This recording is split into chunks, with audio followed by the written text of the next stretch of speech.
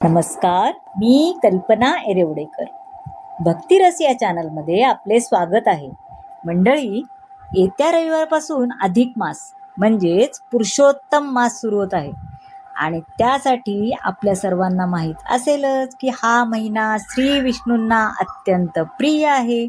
हा पवित्र आणि पुण्यदायी काळ आता सुरू होत आहे. आपल्या हिंदू धर्मात या महिन्याला विशेष महत्त्व दिले गेले आहे.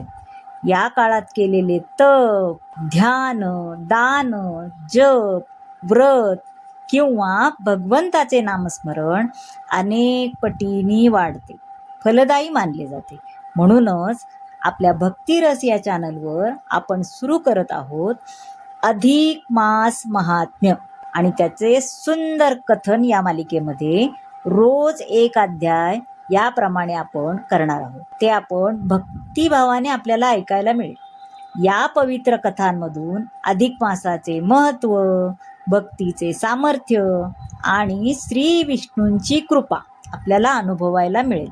तसेच या काळात श्रीमद भगवद्गीतेचा 14 आणि 15वा अध्याय पण श्रवण करणे अत्यंत फलदायी मानले जाते. असे म्हणतात की या अध्यायात सर्व विष्णूंवर तसाच अनुभव आहे.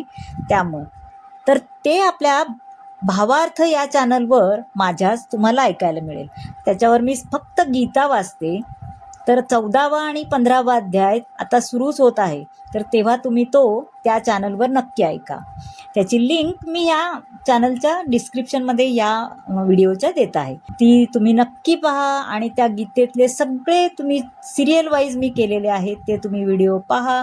पण 14वा 15वा अध्याय तरी नक्कीच ऐका असं माझं म्हणणं आहे. म्हणून गीता तुम्ही त्या चॅनलवर श्रवण करा आणि अधिक मासाचे महात्म्य जे आहे ते या चॅनलवर तुम्ही ऐका. तेही न चुकता रोज श्रवण करा. रोज एक अध्याय, 31 अध्याय आहेत ते आपण रोज एक अध्याय वाचणार आहोत. आणि या पवित्र महिन्यात भक्तिमय वातावरणात जावयाला द्यायच्या वाणाच्या पुण्याबरोबरच स्वतःलाही या भक्तिमय वातावरणात सामावून घ्या. तसेच ओम नमो भगवते वासुदेवाय हा जपही या महिन्यात करतात.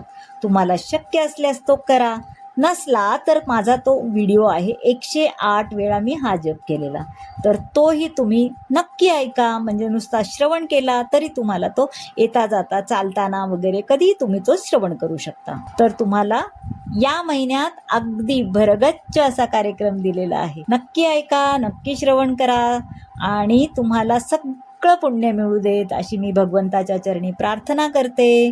जय श्री विष्णू भगवान. ओम नमः शिवाय. जय लक्ष्मी नारायण आणि शेवटी श्री स्वामी समर्थ. धन्यवाद.